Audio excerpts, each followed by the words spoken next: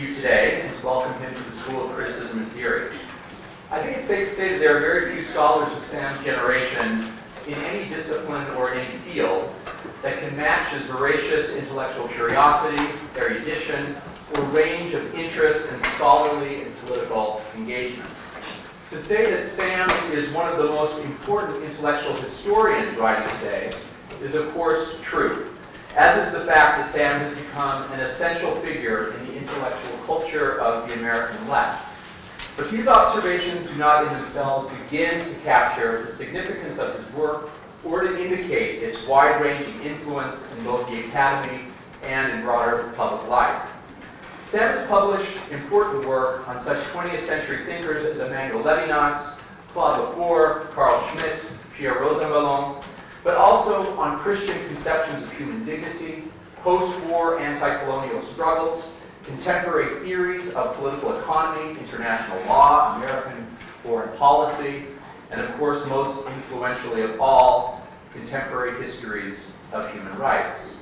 It is a remarkable, distinguished intellectual itinerary, and I'm only going to be able to give a sense of its broadest outlines in these introductory remarks.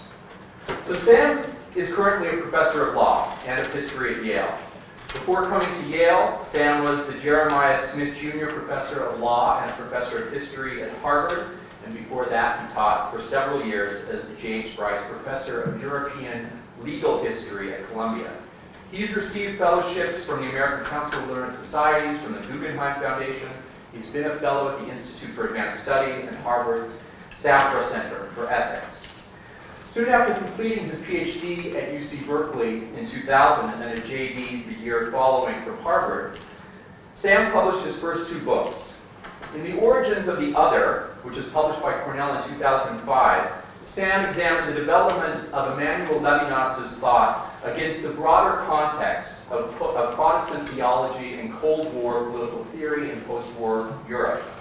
In the Holocaust controversy, the Treblinka affair in post-war France, published that same year by Brandeis University Press, Sam examined the political debates that were ignited in France by the 1966 publication of Jean-Francois Steiner's Treblinka, the Revolt of an Extermination Camp, which explored the emergence of Holocaust consciousness, how public debate came to focus on the atrocity of the Holocaust, and doing so also necessarily engage in polemics about the political uses of the past and of the writing of history. This is a broad theme that Sam has returned to several times in subsequent work. After these two books, Sam began researching a third book on the important post-war French political theorist Claude Lefort. This is a book that many of us are eagerly awaiting still. But it was at this point that he became, in his own words, detoured by an engagement with emerging controversies surrounding the histories of human rights. Sam's detour into the study of human rights began with a justly famous and trenchantly critical review of Lynn Hunt's 2007 book, Inventing Human Rights, in The Nation magazine. It has now produced a series of seminal books on the topic. The Last Utopia, Human Rights in History, published by Harvard in 2010, Human Rights and the Uses of History, published by Verso in 2014, Christian Human Rights, which was based on the Mellon Distinguished Lecture Sam delivered at the University of Pennsylvania that same year, and of course, most recently, just published this year by Harvard, Not Enough, Human Rights in an Unequal World. To say that the publication of The Last Utopia in 2010 was an intellectual event is an understatement. The book triggered controversies around the history of human rights and especially about its contemporary political legacies, particularly in the form of liberal, humanitarian, interventionist foreign policy, debates that continue unabated to this day. It is hard to keep track of the special issues, the symposia, the interviews, and the conferences that have been dedicated to debating the book's central claims, and it very quickly established Sam as one of the most important scholars and public voices in these debates. In The Last Utopia, Sam dramatically revised self-congratulatory monumentalism of the church histories of human rights which had anchored their moral arc of the narrative in 18th century revolutionary invocations of the rights of man, on the one hand, or in the entrenchment of human rights in international law after the Second World War. In contrast to these prevailing interpretations, Sam emphasized a much more contingent and thinly rooted account of the emergence of human rights politics. Human rights which Louis Henkin had proclaimed to be the only political moral idea that has now won universal acceptance.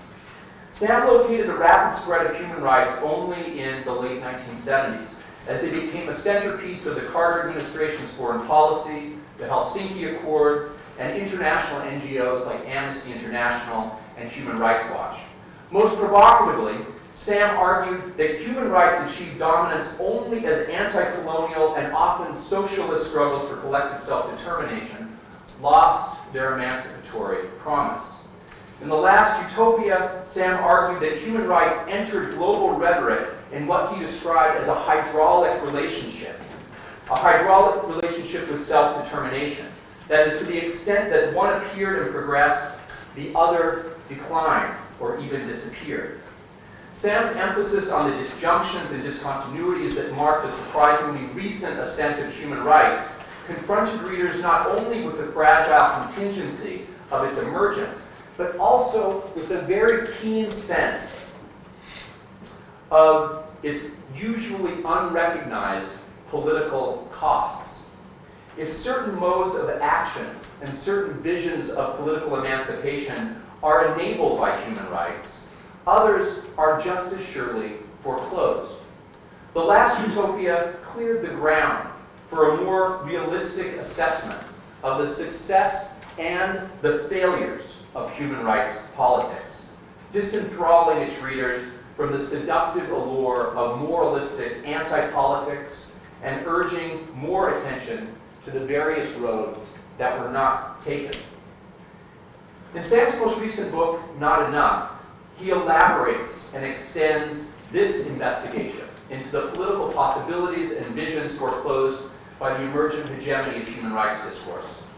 In this book, Sam turns his attention from the visions of collective self-determination that human rights discourse have faced to the related history of the egalitarian and socialist commitments to social and economic justice that they also existed in a kind of conflictual relationship with.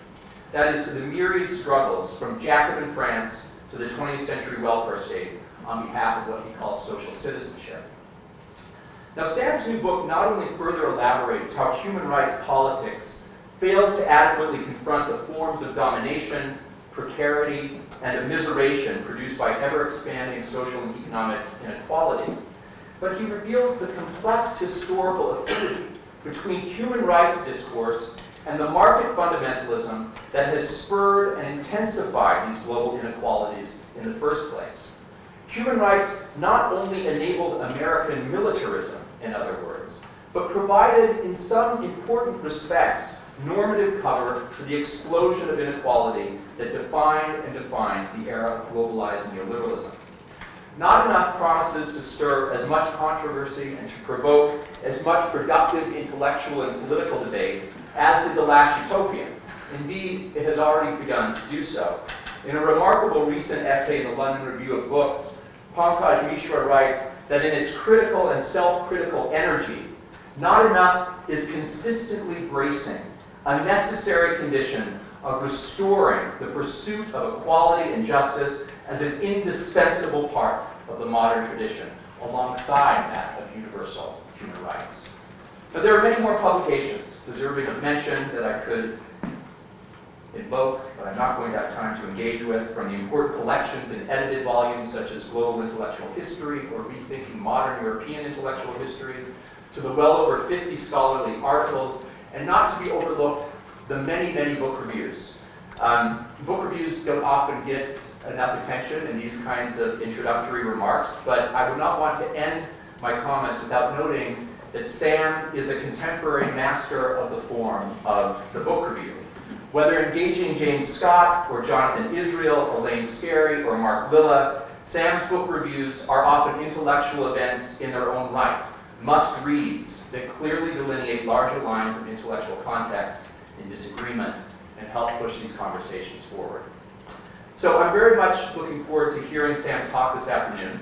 It's titled Humane, the Politics and the Poetics of Endless War. Please join me in welcoming Sam Moyn to SCP.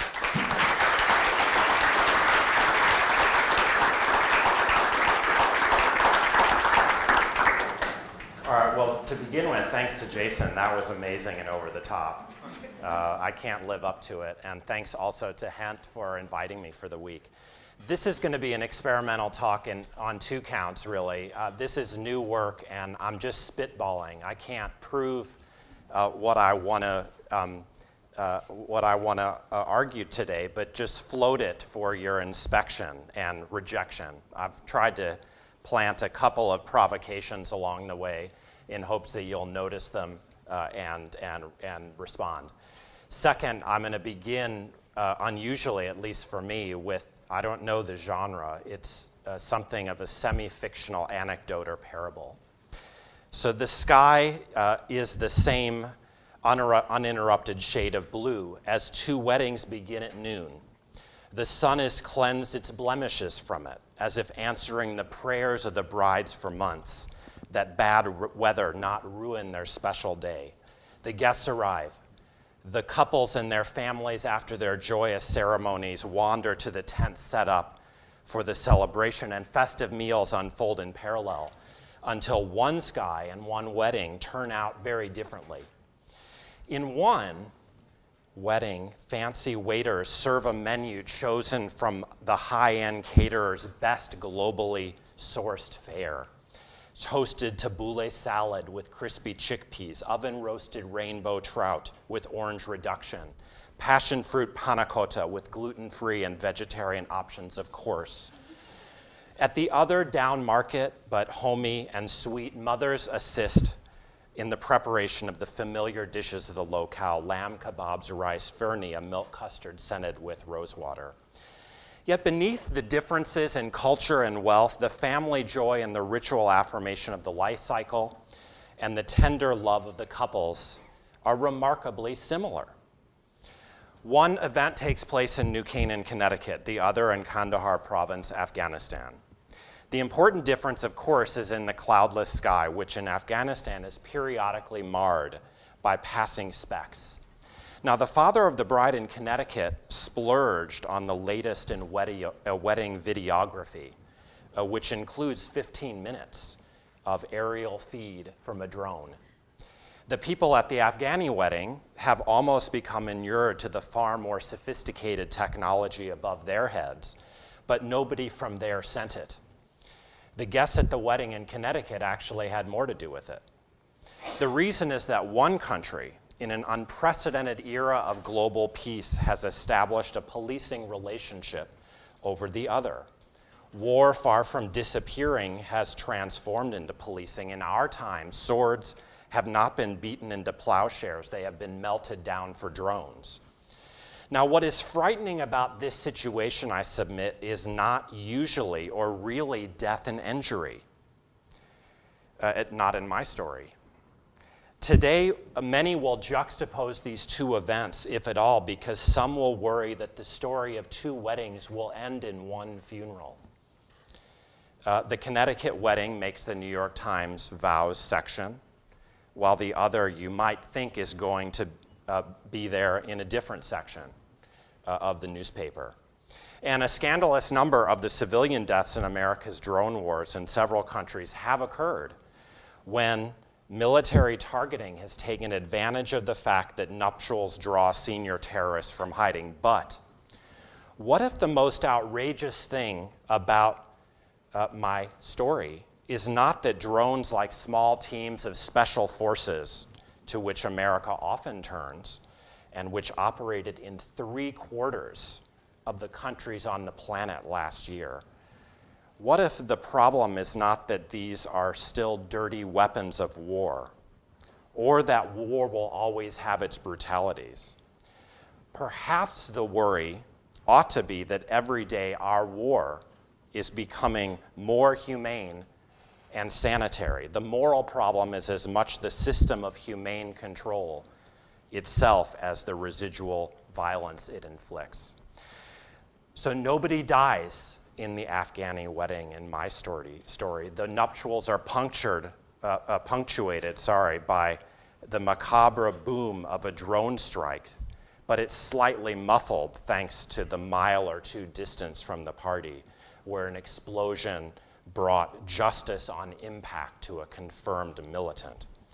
The guests at the wedding eat their food not merely relieved that America has stopped bombing weddings as frequently, which it has, but also painfully aware that they are subject to a new form of rule. At some point, what might remain of this new form of global policing, the occasional egregious mistake or regrettable collateral damage aside, is America's system of humane control across an astonishingly large arc of the world's surface, surveilled by drone or paid visits by special forces. Almost 2 decades into the longest war in American history, many like to think they're against war, even as their country fights a new form of it in their name and with fewer boundaries than any waged before. Our question as theorists, I think, is whether it is good enough that this war is as humane as the military and the advocates of legal controls on it, both within and without government, can make it. How more broadly should we best interpret the real and representational politics of the most humane, though apparently indefinite, war ever fought? I don't think this is a set of questions that anyone has had to answer. I think we have trouble even asking it.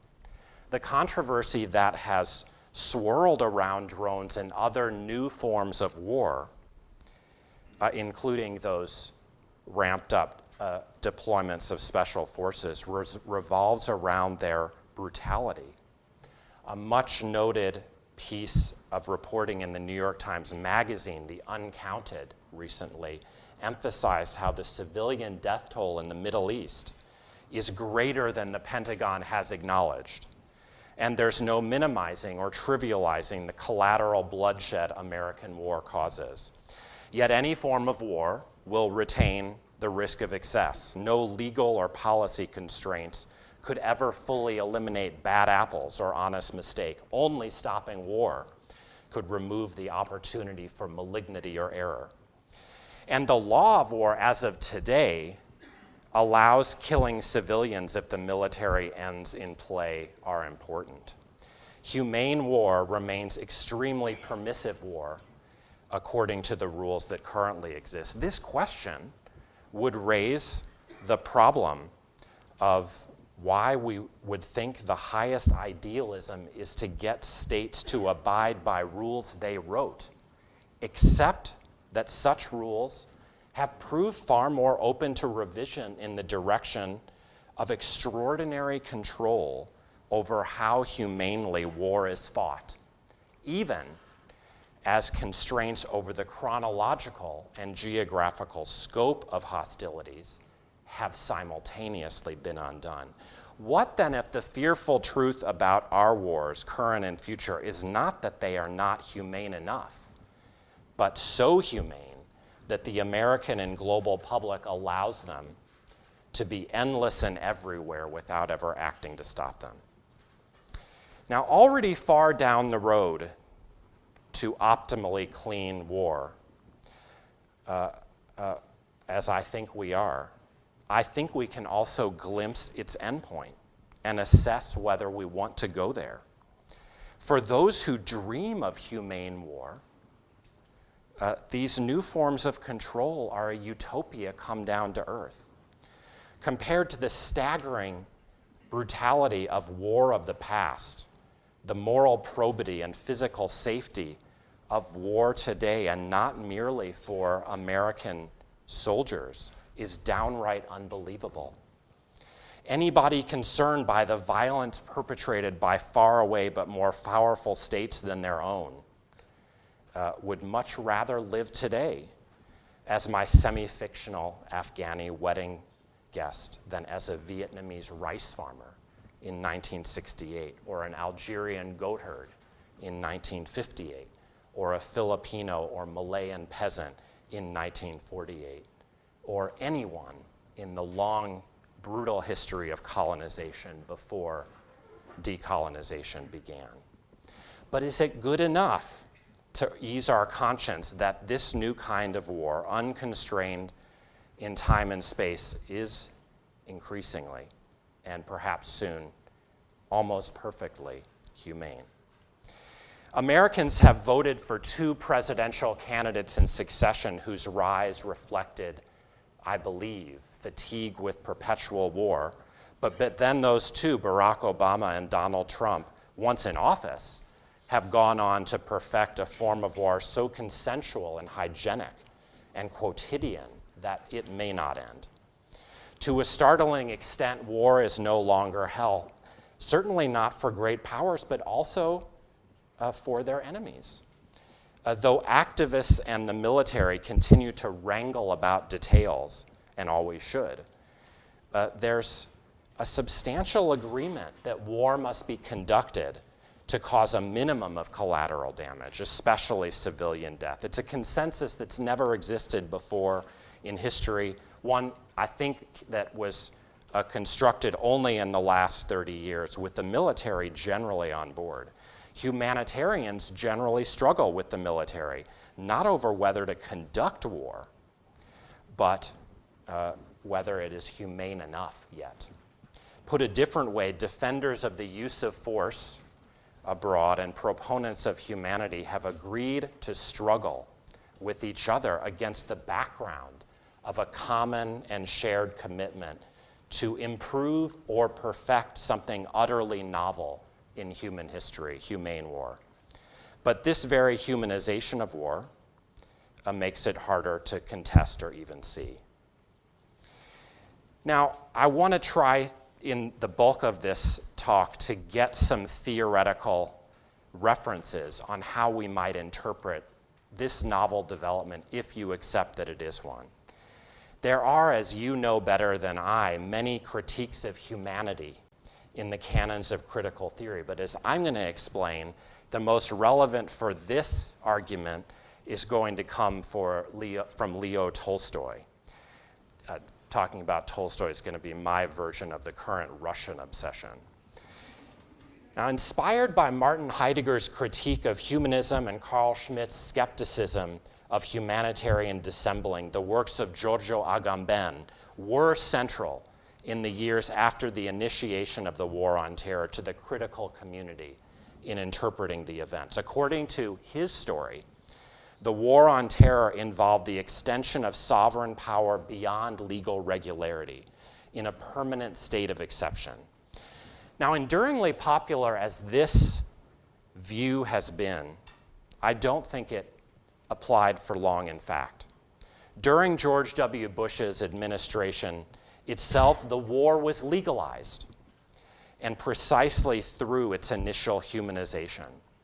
Actors within the U.S. executive branch, with an assist from the judiciary in cases like Hamdan v. Rumsfeld, succeeded in purging from the war its most egregious practices while making it consistent with the rule of law, at least American law. Thus began the unholy alliance of humanization, legalization, and entrenchment, whereby even those who oppose war can make strategic choices that help make it eternal through abetting cosmetic or real improvements that do not alter its fundamental nature. A near absolute focus on torture and removing it from the equation, as well as improving conditions at Guantanamo Bay, were good examples of how this occurred in the middle of the last decade. And I think there are many examples since. Focusing on the war as a state of exception, Agamben and many others since, I think, have obscured and set aside this fundamental dynamic of humanization and legalization. Worse, that state of exception framework can participate in idealizing the rule of law as an alternative to sovereign power, as if generally law weren't its servant. And often, in particular, law has been the privileged agent or mechanism of humanizing and entrenching endless war.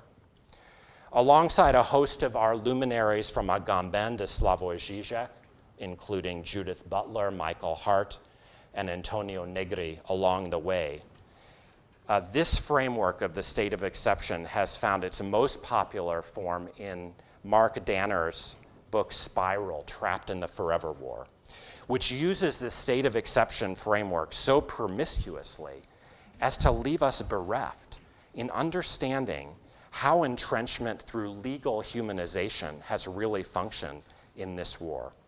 Where Agamben stressed that the war's victims, like those in concentration camps such as Auschwitz before, at least he claimed, were Muslims pushed beyond the boundaries of humanity, it seems more pertinent now, more than 10 years later, to say that the war on terror has become more entrenched through humanization.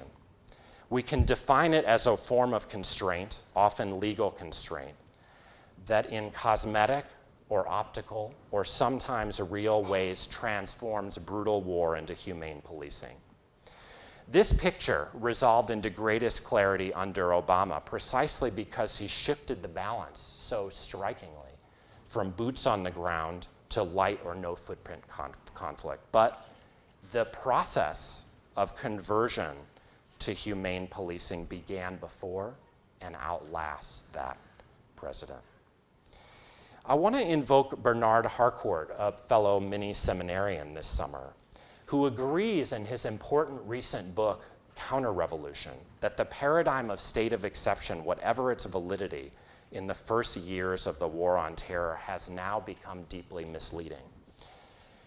The state of exception framework, he writes, rests on an illusory dichotomy between rule and exception, a myth that idealizes and reifies the rule of law. But nowadays, he adds, hardly anything that occurs is outside or exception to the law or could not be brought back in. I want to correct Harcourt's correction only by suggesting that he hasn't taken this critique of the state of exception framework far enough, for he has missed that the legal regime of the war on terror is to a striking extent a humane regime.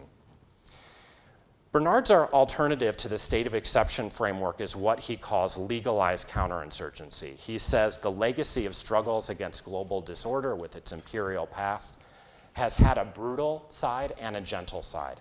And its revival today, with its Janus face, means the threat of the most inhumane practices is never far away, even when America's coin manuals harp on the need to win hearts and minds rather than alienate populations. I would argue, though, in response, that this underestimates the legalized humanity that was brought to the war in 2004 and ever since, including, and most strikingly, under the present administration, given its leaders' personal statements and proclivities. A humanity that has been deeply entrenched alongside the war itself. Not that no laws have been broken and are still being broken by Americans and their allies, but they're enormously more likely now to have been ones governing resort to force under domestic laws, constitutional and statutory, and international laws, where, in contrast, those laws controlling hostilities, including attempts to guarantee that hostilities are humane, have been scrupulously observed, like in no conflict before, whatever galling residual outrages we might want to stress. Similar remarks, I think, also apply to Eyal Weizman's provocative account in his The Least of All Possible Evils, with its subtitle, Humanitarian Violence from Arendt to Gaza, which has the virtue of capturing the humane aspect of the transformation of much warfare, but without acknowledging that illicit violence, and perhaps violence generally, as we'll see in a few minutes, is itself increasingly aberrant according to the votaries of humane control.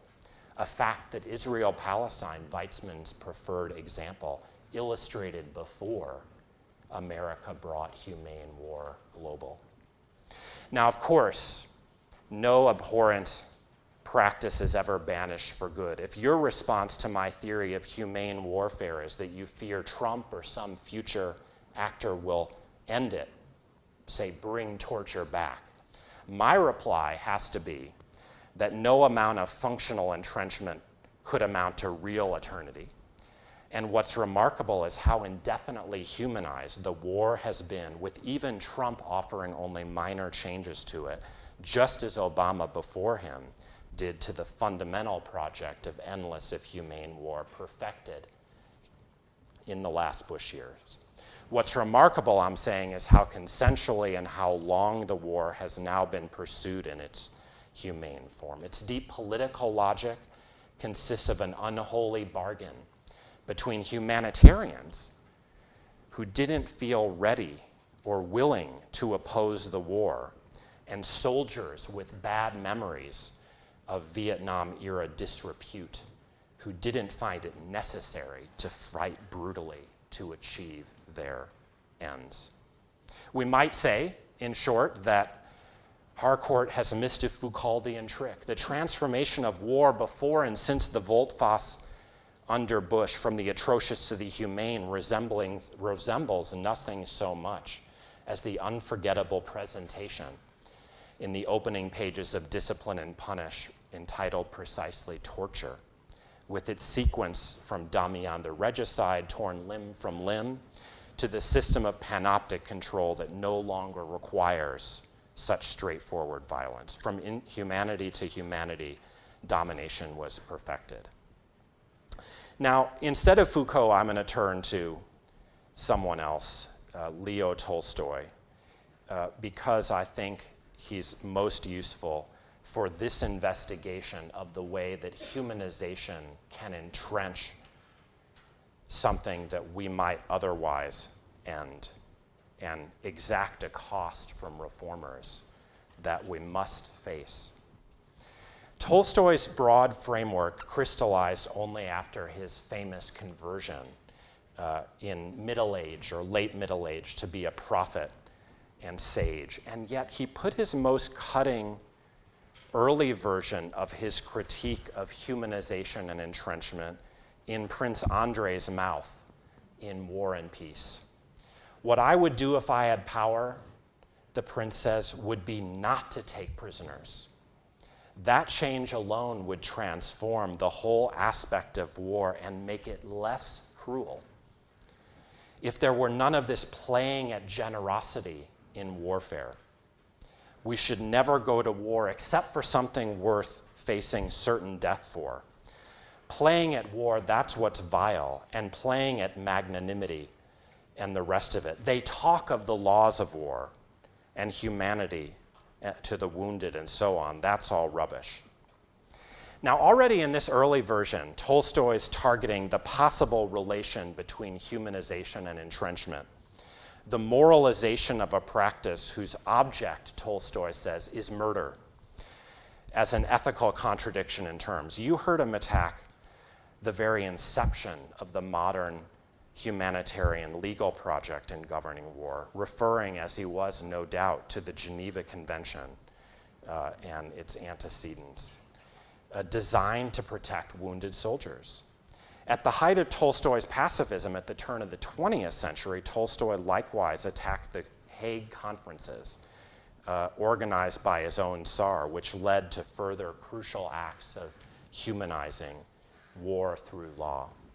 For Tolstoy, these were little more than foolish collusion of humanitarians with states engaging in ethical management of their most outrageous acts. Now, not for all, but for some in the 19th century, such humanization was intended to be abolition of war by other means and over a plausible timetable. And Tolstoy responded that these were fools. The Geneva Convention, explained Gustave Moynier, who headed the International Committee of the Red Cross for decades. The convention has furnished an argument in favor of the brotherhood of men. he says, recognizing that they belong to the same family, men have concluded that they ought to begin by showing some regard for one another's suffering up to a certain point, pending the time when a still stronger conviction of their common humanity shall lead them to understand that the very idea of killing is monstrous. The humanization of war, la civilisation de la guerre, could only end in its abolition. That's Moynier. Well, it hasn't happened yet. And for Tolstoy, already in response, the expectation that it might didn't take account of the reverse possibility of humanization and entrenchment. Making war more humane could make it more unending. That's what's happened.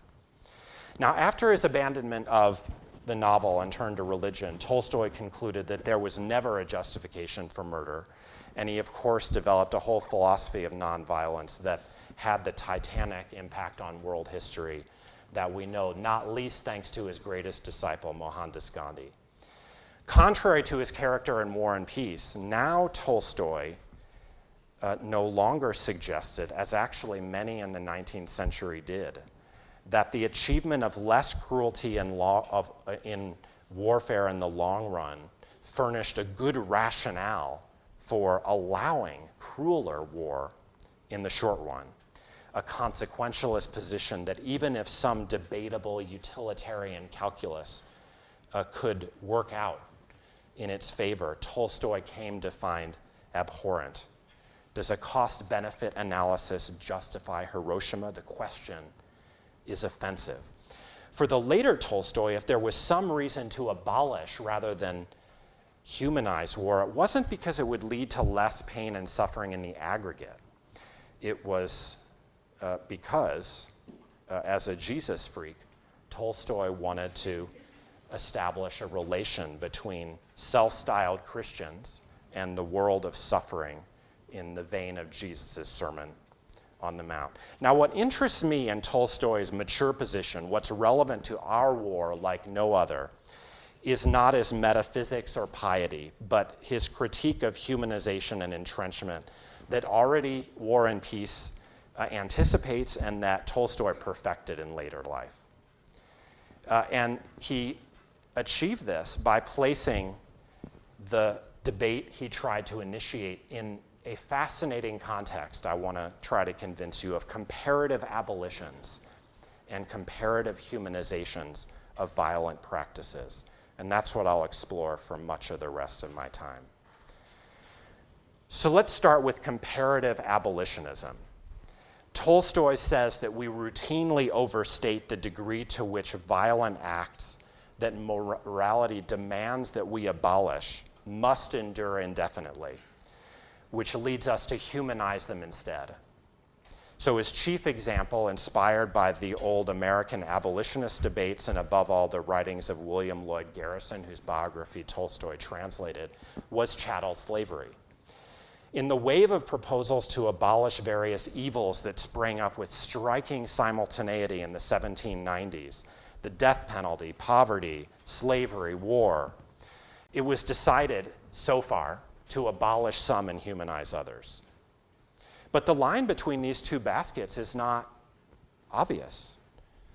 A great many, actually, conceding the permanence of chattel slavery in the early 19th century, proposed to humanize it instead of abolishing it. In part, this was because they could make common cause with a slaveholding class that, as Joyce Chaplin has shown, adopted a principle of humanity that dictated treating slaves less cruelly, though never equally. Tolstoy inveighed against this compromise energetically. Who doesn't know that slavery is an evil, he asked, but men are not yet ripe for freedom, and liberation will produce horrible disasters. Men used to say, he adds, concerning slavery 40 years ago.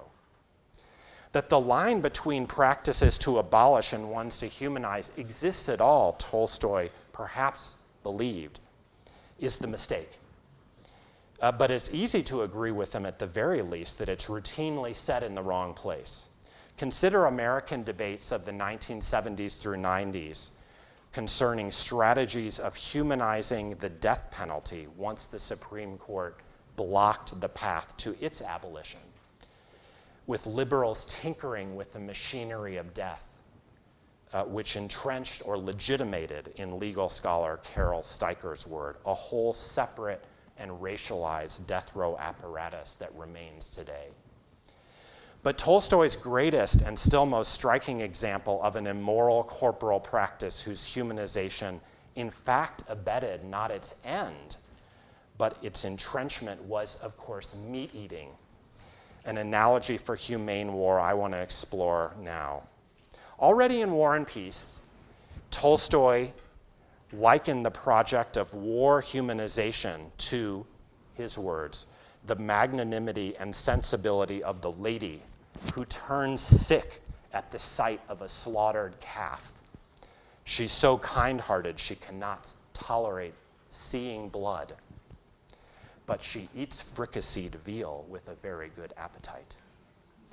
And after Tolstoy himself stopped eating meat as part of his conversion, becoming the most famous vegetarian of his age, he often portrayed how slaughterhouse reform wasn't decreasing murderous violence towards our fellow creatures, but promoting optical management of much more of it than ever before. In the domain of forever wars against human and non-human animals, what Timothy Pachirat calls the politics of sight, what we literally see, and also what our moralizations we adopt to allow ourselves to look past our practices. The politics of sight is unintelligible without adding humanization of the horror to our analysis.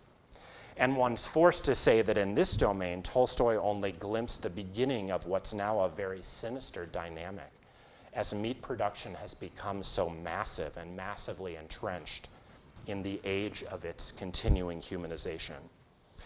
As Pachirat explores in his brilliant ethnography of contemporary slaughterhouses, entitled Every 12 Seconds, in reference to the rapidity of death, what is remarkable is how the reforms of imposing distance, but also humanity, on animal slaughter effectively places it beyond the boundaries of meaningful discussion.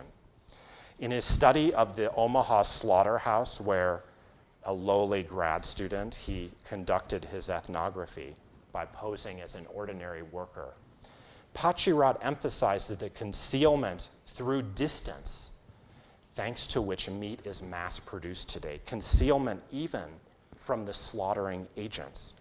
The kill floor of the slaughterhouse, as it's non-euphemistically called, is nonetheless highly segmented, so that almost no one witnesses the actual killing of cattle. And the dynamic that Tolstoy identified of estrangement achieved not by the imposition of space, but by the transformation of recognizability from calf to fricassee, has gone extraordinarily far now. Pachirat terms this dynamic de-animalization, chillingly documenting that very few workers within the slaughterhouse, let alone consumers down the commodity chain, ever see the cow whole. As Pachirat observes in offering his own analogy of meat production and contemporary war, if aerial bombardments and unmanned US Air Force drones in particular serve as an exemplar of distancing at its most technologically supreme, the brute physical materiality of the walls of the industrialized slaughterhouse offers a stark reminder of how basic techniques of distancing, a wall, a mirror, a checkpoint, a gate, can operate effectively even at close range. Yet the morality of experiencing and usually filtering out war at a distance, as literary critics like Mary Favre and social critics like Susan Sontag have shown, is old. We know about it. And what I think Pachirat misses in interpreting his amazing evidence is the way that humanization augments or confirms distantiation. So in the very few and therefore massive slaughterhouses still operating on this territory, he shows, the U.S. Department of Agriculture has permanent employees who monitor compliance with various laws and regulations. Many of these concern healthy practices out of concern for consumers and the illnesses they might contract without law. But others are explicitly humanitarian for the sake of animal treatment.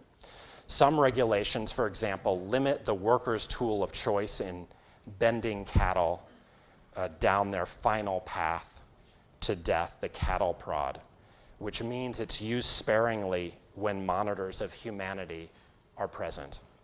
More disturbingly, humanity applies even in the tiny space where cattle are put to death. In this area, there's one worker with an air gun stunning the animal into unconsciousness, and then two who respectively open the neck of the incapacitated beast and slash its carotid artery. These three workers are known as the knocker, the pre-sticker, and the sticker. Now, it's irregularly the case, Pachurat records, that the stunning process fails to work. The aim of the gun is off, or the animal moves at the last second. One of the functions of the USDA monitors, if they happen to be present, is to force the workers to correctly stun the animal before it is stuck. We prefer our cows killed humanely, it seems, even when we have allowed the practice to go on in conditions of near absolute concealment and distance, the same as in our forever war. It matters to someone, even if violence in our name is insulated from visibility to the maximum possible extent, that it is still perpetrated humanely in spite of its secrecy. Now, for all its uses, in my opinion, in thinking through how humanization can abet entrenchment across practices and including in contemporary war, there are some problems with my analogy, or it's really Tolstoy's, between war humanization and other kinds of evil cosmetology. So for one thing, self-evidently, it remains much more acceptable to inflict unnecessary suffering on non-human rather than human animals. Pachurat's co-worker Fernando tells him, in his words, that the point is pain and torture, when the ethnographer on the sly wrestles with the moral implications of using the cattle prod when the USDA inspectors aren't looking. As I mentioned, one of the most striking phenomena of our time, by contrast, is the way in which humanitarians and militaries dispute at the margins, but offer a striking consensus in their goal of humane warfare. When it comes to killing human animals, that is, there appears to be a different level of consensus around editing out vile mistreatment from the historic script. Consider, for example, the moment when the commandant of West Point flies to Hollywood to beg the producers of 24 to stop glamorizing torture. It's an unprecedented moment, I think, when after 9/11, militaries attempted to impose controls on civilians in the name of keeping warfare humane. But then there's this second, and I think far more important difference between humane slaughter of cattle and the forever war among humans, that I want to suggest, heading towards the end, maybe reveals something that's most disturbing about how far humanization could abet entrenchment. So to state the obvious, the fundamental goal of meat production remains not just violence, but killing itself. That's the goal. Today, equally obviously, you might reply, people die in war. That's the point of doing it. Contemporary counterterror, it's true, remains a sedimented composite. It has its aspect of the charnel house, of the immemorial phenomenon of civil war in Syria, its aspect of the direct counterinsurgent engagement with its colonial past, as in Afghanistan and Iraq for some years. And more recently, its aspect of the proxy war made famous by the Cold War in Yemen right now. Given the violent excesses which we read about of these residual forms of war, it may seem immoral or obtuse for me to contend that we consider them potential bugs in an emergent program. The invention of something actually new, unlike those old forms of war. A war whose novelty is its unprecedented humanity. Now I want to argue, perhaps beyond killing itself. So what I mean is that we've been discovering that whatever we thought war was, not merely brutality, but killing, is and may become much less central to the social practice than believed for millennia. This makes war more comparable to discoveries in slavery and punishment, that the ends of the practice itself weren't corporal punishment, but could indeed be achieved better through humanization of control without the apparent ethical blemishes of blood and gore. Yet in those other two cases, punishment and slavery, there were always multiple forms of the practice, with, let's say, killing and even violence at the margin. With war, the contemporary experiment of determining whether there's such a thing as a version of it beyond its most central feature, killing human beings, seems to me incredibly important. So let's consider whether it's happening.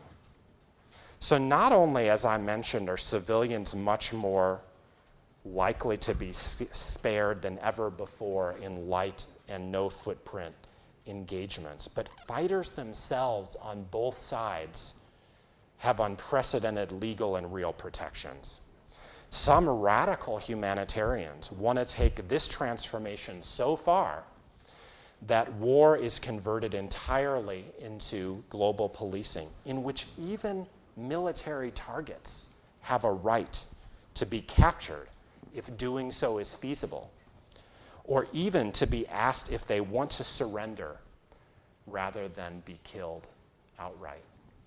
Now, as you probably know, as of today, the status of combatant allows you to kill with impunity, to murder in Tolstoy's plain speaking, but also entitles you to be killed by your adversary with impunity.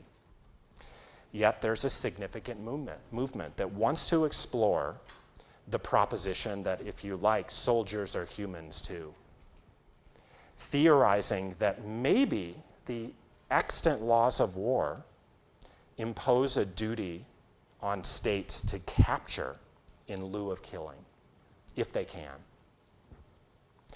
And there's also a movement proposing the so-called co-application of the laws of war with the hitherto separate body of law called international human rights law, which would protect the human dignity of soldiers too, potentially giving rise to a policing norm for them, allowing killing, as for the police, at least when they follow their own laws, only in the narrowest circumstances, including after a mandatory invitation to surrender first. So to the extent these two developments continue, alongside the lives of civilians, those of soldiers themselves would seem to no longer be regarded as dispensable. Whether we could still call such a transformed practice war is less interesting than the fact that it would replace not merely excessive violence, but also killing enemies as modes of achieving political ends. What we thought was at the core of the practice of war turns out to be something else. I'm proposing it's humane control. So in this sense, for all the uses of Tolstoy's meat production analogy, which highlights the ways humanization could help entrench what we hate. The reaches of humanization are becoming extraordinary in war in a way that never occurred in its slaughterhouse avatar. History from 9/11 to the present is precisely about normalizing and legalizing things that would not have appeared to be legal, right? And it was done brilliantly by the greatest legal minds in this country. Some of them liberals, but the point is, the notion. This isn't a state of exception. This is a state of legalization, a legal state that we have, and that's one of the dominant features in America. But the idea that you can summarily execute an American abroad, right? It takes a lot of work. It takes 41 pages. It takes 41 pages by one of the brightest jurists in America, a friend and former colleague, David Barron, who's now a federal judge, right? It takes a lot of work, but that's what the rule of law is about. And this notion, the notion that kind of like, we are a country of the rule of law, or that would save us, or on the other side, I mean, you hear a lot about the rule of law right now as a result of the Kavanaugh nomination. You're going to hear so much about the rule of law, it's going to be nauseating. But the idea of the rule of law is just, it's the myth. That is the myth. That is the myth. That's why we need critical theory to help us see the myth of the rule of law. Right? Well, first I want to thank you, Bernhardt, for this talk. It's nice to be encouraged to speak about what we do, why we do it, and the potential it can do. I thought that just very telegraphically, one of the things I was listening to the talk, and just different lines were popping up at the beginning. I thought it would just signal very telegraphically and very, very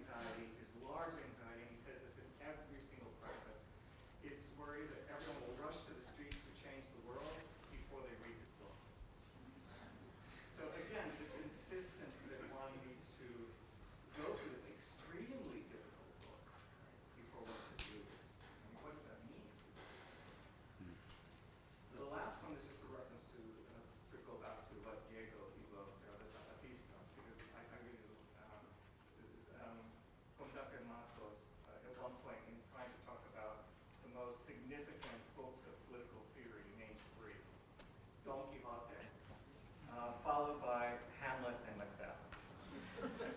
Now, I love this, of course, because I think that we may not be, I mean, the people in this room are humanists for the most part, from different disciplines too, but we may not be diplomats, we're not strategists, but we're experts in reading language. Right? We're experts at reading rhetoric. And I actually am constantly insisting with my students that it's this expertise that actually gives us the right and entitles us to enter the historical political domain. This doesn't mean that everything that happens in that domain can be reduced to words or language, the killing, the suffering, all the things that happen. But these things would never happen without language and rhetoric. I mean, you need language for legislation, language to persuade people to die for a cause, et cetera, et cetera. So I think that actually, when people ask me, what can we do now, or what should we be doing now, I always just keep saying, we should do what we do best. And what we do best is we read language and rhetoric, and we should instruct people on how to do that, because that's what's going to allow us to analyze and intervene.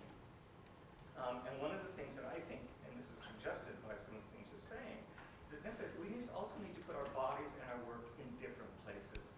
We need to put it in different contexts. We can't just do our work within the university. We have to put it in different contexts. We have to collaborate with people in other disciplines and in contexts that are both inside and outside the university. I mean, the projects that I'm doing on, let's say, political conflict and climate change, we're working with botanists, architects, visual artists, climate scientists, chemists. The problems that we're facing require collaboration among all kinds of disciplines.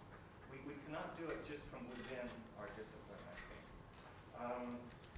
Okay, I mean, I think that the other thing I'll just say is that in line with that Marx line that you can't program the future, and this goes back to what Peter was saying too, it's not a question of having a theory and deciding what one does or how one realizes that in the world. I think that one has to realize that whatever one is articulating is already touched by, marked by a political practice. Right? And one needs to acknowledge that that is always the case. So one of the things that I always react to is when people say things like, you know, if you say everything's political, then nothing is political. And that's not true, right? Everything's political, but that doesn't relieve us from the responsibility of differentiating between different politics. Great. That should be our conclusion, don't you think? That was marvelous, Eduardo, and inspiring also, which I appreciate. It's prompted by you. So maybe that is our conclusion, and this will be an afterthought then. I mean,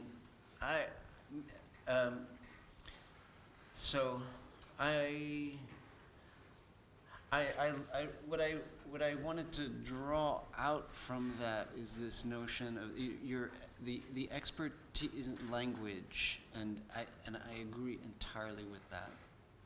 And then, but then I do think that maybe that's not my expertise, as being kind of disciplinarily trained differently, you know. Yes, well, and yes, but I would just say that the critical thinking is a part of that, right? Is a strand in that, and what this project tries to do, and obviously this project needs more, and it could be that language provides that, but what it tries to do is to push that strand, to make us push that strand a little bit, not to allow us to force us a little bit more to push that strand, right? In addition to other strands, because I think it pushes us. I think this pushes us out of a comfort zone, right? It's not our comfort zone, I don't think. I mean, we have a tendency. Our comfort zone is to push us back into theory, in a way, and I just want us to. I want us to be pushed out. So, thank you. Speaking about, thank you so much. Zone, right? It's not our comfort zone, I don't think. I mean, we have a tendency, our comfort zone is to push us back into theory in a way. And I just want us to, be pushed out. So, thank you. Speaking about, thank you so much. Zone, right? It's not our comfort zone, I don't think. I mean, we have a tendency, our comfort zone is to push us back into theory in a way. And I just want us to, be pushed out. So, thank you. Speaking about, thank you so much. Zone, right? It's not our comfort zone, I don't think. I mean, we have a tendency, our comfort zone is to push us back into theory in a way. And I just want us to, be pushed out. So, thank you. Speaking about, thank you so much. Zone, right? It's not our comfort zone, I don't think. I mean, we have a tendency, our comfort zone is to push us back into theory in a way. And I just want us to, be pushed out. So, thank you. Speaking about, thank you so much. Zone, right? It's not our comfort zone, I don't think. I mean, we have a tendency, our comfort zone is to push us back into theory in a way. And I just want us to, be pushed out. So, thank you. Speaking about, thank you so much.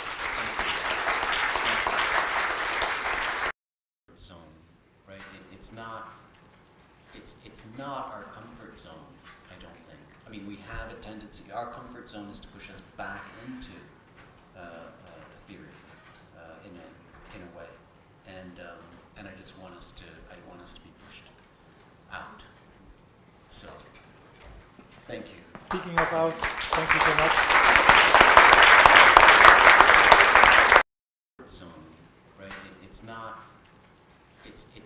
our comfort zone, I don't think. I mean, we have a tendency, our comfort zone is to push us back into theory in a way.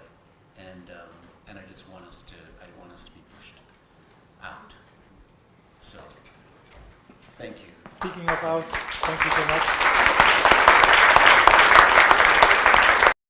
Zone, right? It's not our comfort zone, I don't think. I mean, we have a tendency, our comfort zone is to push us back into theory in a way. And I just want us to, be pushed out. So, thank you. Speaking about, thank you so much. Zone, right? It's not our comfort zone, I don't think. I mean, we have a tendency, our comfort zone is to push us back into theory in a way. And I just want us to, be pushed out. So, thank you. Speaking about, thank you so much. Zone, right? It's not our comfort zone, I don't think. I mean, we have a tendency, our comfort zone is to push us back into theory in a way. And I just want us to, be pushed out. So, thank you. Speaking about, thank you so much. Zone, right? It's not our comfort zone, I don't think. I mean, we have a tendency, our comfort zone is to push us back into theory in a way. And I just want us to, be pushed out. So, thank you. Speaking of out, thank you so much. Zone, right? It's not our comfort zone, I don't think. I mean, we have a tendency, our comfort zone is to push us back into theory in a way. And I just want us to be pushed out. So, thank you. Speaking of out, thank you so much. Zone, right? It's not our comfort zone, I don't think. I mean, we have a tendency, our comfort zone is to push us back into theory in a way. And I just want us to be pushed out.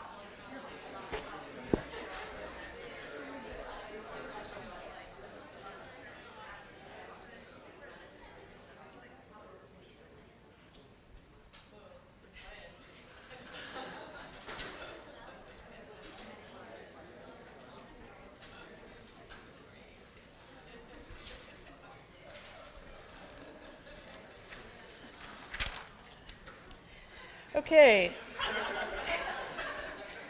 Can you guys hear me? All right. So it's, hi everybody, it's a real honor to welcome Sharon Marcus to the School for Criticism and Theory. And I know I and everybody else is looking forward to her presentation, which is on the role of imitation in what she calls the drama of celebrity. We were super lucky in my class, in my seminar, to have Sharon there yesterday, where she helped us work through some questions of method, scale, and ethics in Lukács and Auerbach. Now, yesterday wasn't my first chance to spend some time in a classroom with Sharon. This is a little excerpt from a class we taught in 2003. We co-taught a PhD seminar called Reading Practices in Literary Studies, which met back and forth between Penn and Columbia, included students from both places. Now, I have a longstanding interest in radical pedagogy and what's sometimes called unteaching. So, for instance, Rancière in The Ignorant Schoolmaster critiques what he calls the pedagogical myth that divides the world into an inferior intelligence and a superior one. Rancière argues, explication is not necessary to remedy an incapacity to understand. On the contrary, that very incapacity provides the structuring fiction of the explicative conception of the world. It's the explicator who needs the incapable and not the other way around. It is he who constitutes the incapable as such. So Sharon and I took this class as an opportunity to quite literally teach what we did not know, which is Rancière's recommendation. That was reading methods in digital humanities. So you can see there was a kind of practical workshop component to this, which gave us a chance to inhabit the space of the incapable as such. This experience brought us both up against the limits of our competency, and honestly, this is not that easy a thing to do in Sharon's case. I can think of few better companions for this kind of intellectual adventure, that's Rancière's phrase, than Sharon Marcus. Sharon's deep curiosity, her restless intelligence, her great talent for taking interest in the world, and her ability to grasp and parse disparate bodies of knowledge. These are the qualities that make thinking alongside her such a pleasure. Also, I spent a lot of time just trying to keep up. That's another one of those impossible tasks, all the more fun for being impossible. I've been fortunate to collaborate with Sharon on a couple projects in recent years. In 2015, along with Stephen Best, we organized a conference at the Heyman Center for the Humanities at Columbia called Description Across Disciplines. And the way we conceived this is that we asked scholars, writers, and artists to talk about what description looks like in their fields or in their practice. We also asked them to perform an example of description. So we published the results of this conference in a special issue of Representations, this one. And the project offered me a chance to co-write with Sharon and Stephen, and also to see Sharon's unparalleled skills as an editor. And the conference, I think, also for me was an example of Sharon's tremendous intellectual generosity. So when we did this conference, I'd been working on description for several years. And the fact that we organized the conference and the journal issue around this keyword was super helpful in moving my own thinking forward. Over the past several years, Sharon's begun to cross more and more between academic and public intellectual worlds. In 2012, Sharon, along with the anthropologist Caitlin Zaloom, founded Public Books. And I took this screenshot of the Public Books homepage this morning, which I think already just gives you a sense of the interest of the journal. Public Books publishes reviews of books, movies, art, TV, and more, but it does a lot more than that. It aims to bring incisive analysis, timely debate, and a critical look at contemporary issues informed by historical depth to a broad audience. So I've had the privilege to be edited by Sharon for Public Books and also to edit alongside her as she's worked to broaden the scope and audience of the journal. So these are the direct collaborations that I've had with Sharon over the last few years. But during these same years, she was also serving as Dean of the Humanities at Columbia. She edited the special issue of Public Culture. She finished The Drama of Celebrity, which we're hearing from today, and much, much more. It was always so. Observing Sharon, as I've had the opportunity to do recently, has made me reflect not only on her incredible bandwidth as a scholar and thinker, but also on her awesome capacity for work. I think we tend to celebrate genius, particularly in theory and criticism, and too easily deprecate the power of work. And I think we could probably have a little gender critique now if we wanted to. Of course, there are reasons to be critical of the demands for increased productivity, the uptick in administrative duties, the call to overload teaching and mentoring, and the general speed up. But it's impossible to think about Sharon's scholarship or her career without admiring her ability to throw herself with terrific energy into a wide variety of projects and to pull them off effectively, but also thoughtfully and with great integrity. Sharon's one of those people, and this does not describe everyone we know, who puts in work whether anyone is looking or not, whether or not there are individual gains to be reaped. Without these people, I think, things would grind to a halt very quickly. We owe them a debt of gratitude, and I, in my case, since I've been the recipient of Sharon's open-handed and freely given mentorship again and again, owe her a personal debt of gratitude. Sharon has a supremely distinguished record of accomplishments, publications, and awards. Her monographs, Apartment Stories, City and Home in 19th Century Paris and London, and Between Women, Friendship, Desire, and Marriage in Victorian England have a significant impact in the field of 19th century studies, gender and women's studies, and literary studies more broadly. Apartment Stories engages with public sphere and feminist theory to historicize and make material the concept of privacy in the 19th century. It shows Sharon's remarkable reach, combining readings of literature and literary history with architecture, law, city planning, urban observation, and more. Between Women, Friendship, Desire, and Marriage in Victorian England also demonstrates Sharon's ability to move seamlessly between literary studies and cultural history. Reading a diverse range of materials and discourses, as well as literary texts, Between Women rewrites the history of women's intimacies in Victorian Britain. Challenging both the traditional gay and lesbian hidden from history thesis and the focus in queer studies on transgression and deviance, the book argues that intimate relations between women were central, public, and accepted in the period. Now, it was in Between Women that Sharon developed the concept of just reading, which I referred to in my talk on Monday called Just Watching, another one of those debts. This call to attend to what texts say rather than scouring their dark corners for what they do not or cannot say has had a profound influence on my own work and on the field more broadly. Sharon followed this book up with a 2009 special issue of Representations, edited with Stephen Best on service reading, and no one has stopped talking about that since then. Sharon received her BA from Brown and her PhD from Johns Hopkins. Her first job was at Berkeley. She then moved to Columbia, where she is the Orlando Harriman Professor of English and Comparative Literature. Please welcome Sharon Marcus.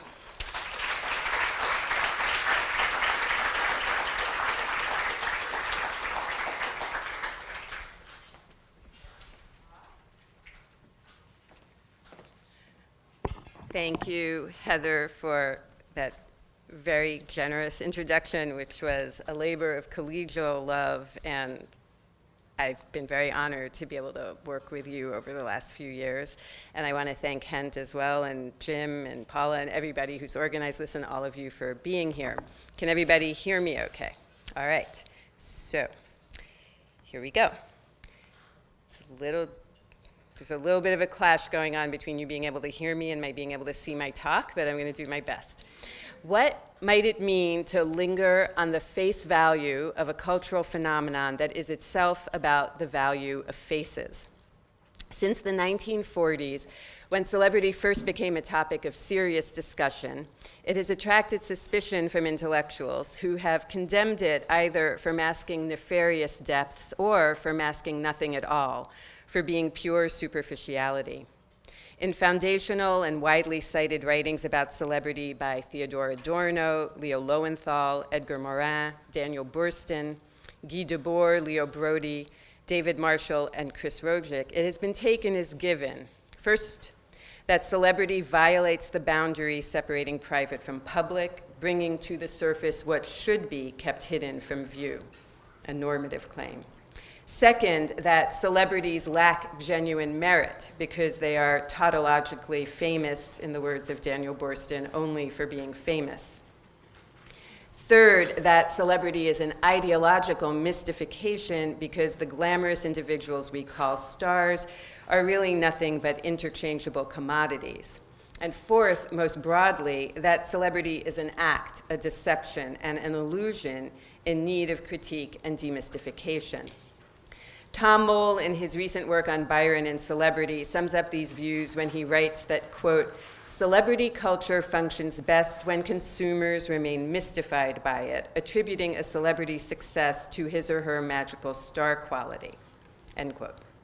On the surface, this reading goes, stardom appears to be about the public's response to distinctive individuals, but if we peel away the glamorous facade, we will find the deep cause of this surface effect, which is a system that depends on destroying individuality by turning unique persons into interchangeable things.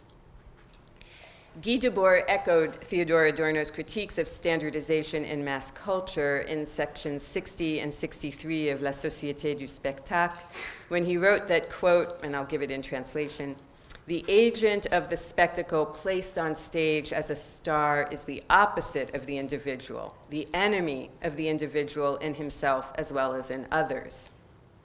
Even Richard Dyer, whose nuanced account of stardom acknowledged the many pleasures that celebrity culture affords, saw the film close-up with its emphasis on faces as indicative of how celebrity traffics in false illusions of intimacy with stars and promotes spurious notions of individualism. The ultimate author of stars such as Greta Garbo, he writes, is ideology.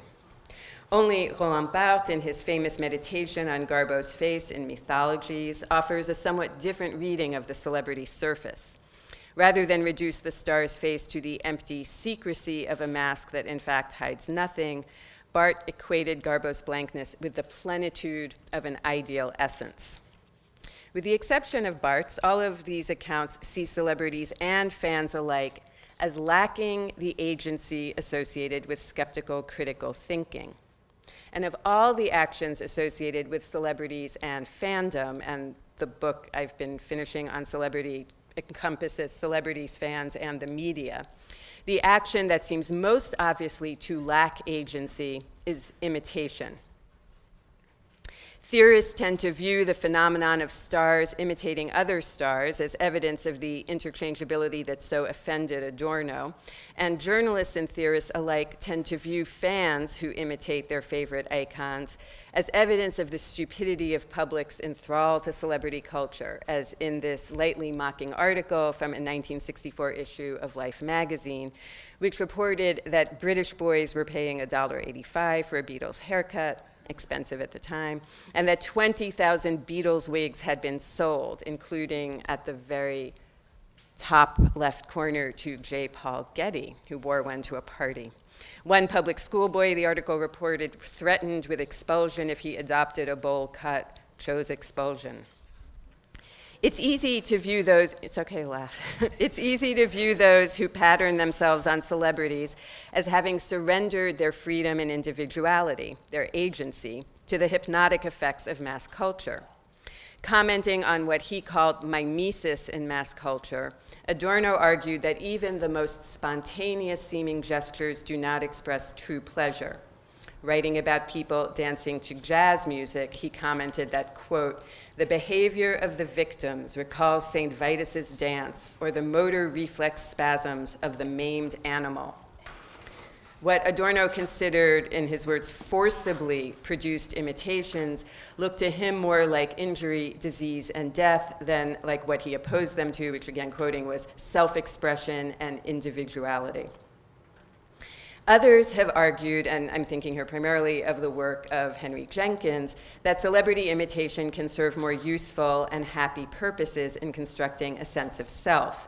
Before Jenkins wrote, there was the work of feminist film critics, including in the early 1990s, film scholar Jackie Stacey, whose pioneering work challenged the characterization of female film spectators as passive by eliciting British women's memories of viewing Hollywood films in the 1940s and 1950s through, in fact, a survey. So there's some resonances with some of the work that Heather has been studying. Stacey argued that ordinary women saw female stars as representing a glamour and abundance that offered a temporary respite from wartime austerity. Identification did not always express itself as imitation, but Stacey quotes many instances when it did.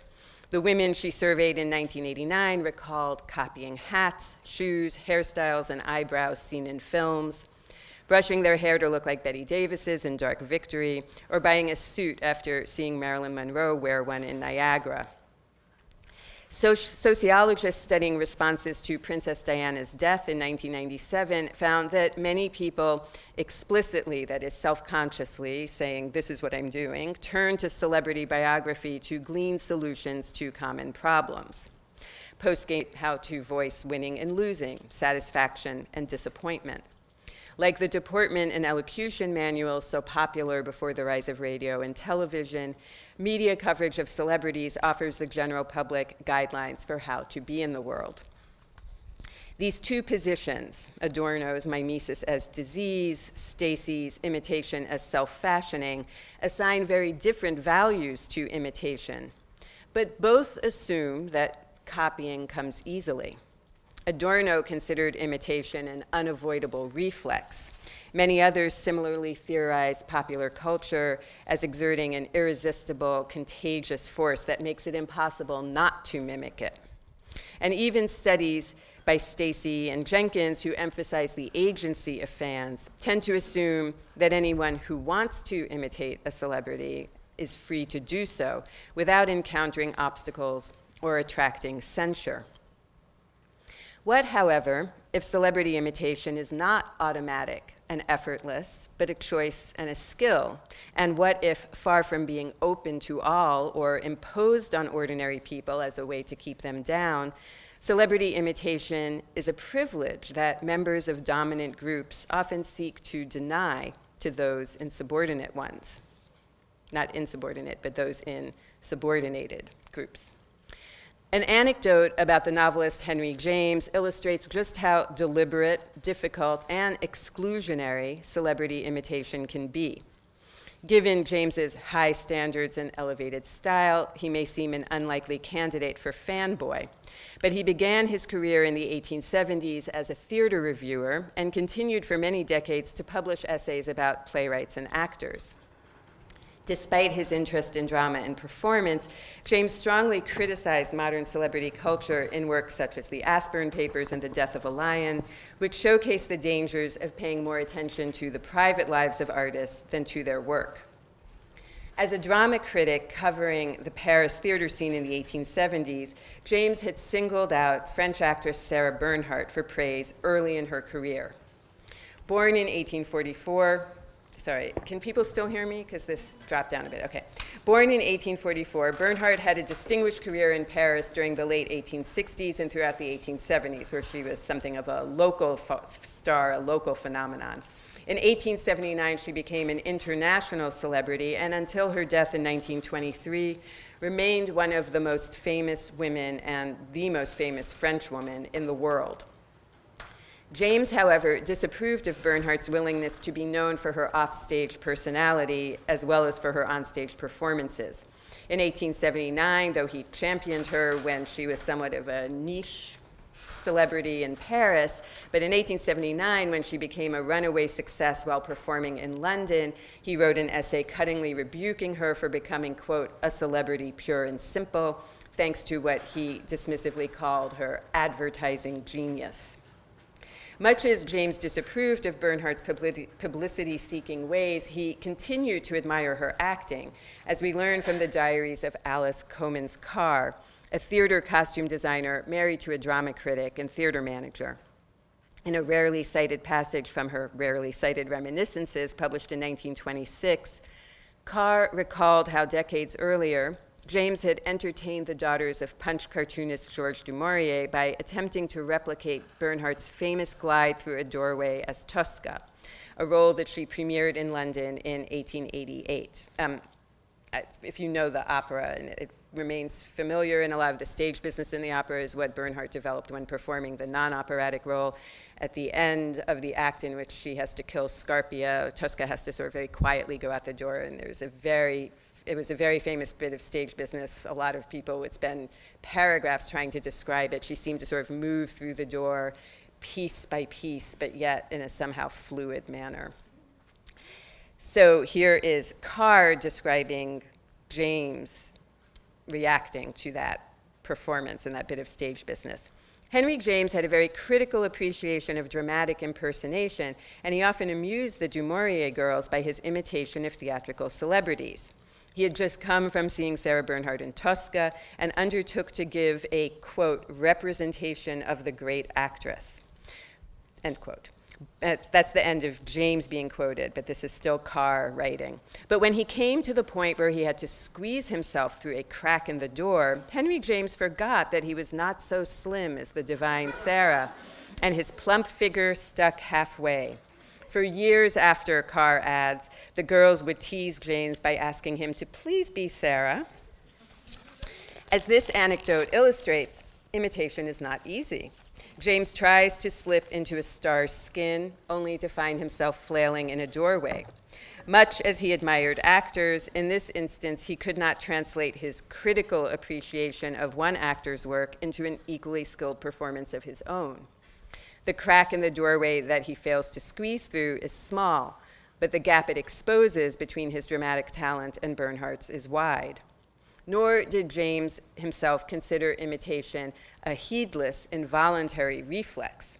In saying that he would give a representation of the great actress, James used a term that meant both an actor's interpretation of a role and an author's creation of a text. Representations frame the world, deciding what is worth including or excluding, and thus imply an ambition to do more than merely copy reality. By offering to give his own representation of Bernhardt's famous glide through a doorway in Tosca, James implied that his imitation would deploy all of his considerable artistic acumen. If his representation fell short, it was not for lack of intentional effort. Finally, this anecdote illustrates one way that imitation is not equally open to all.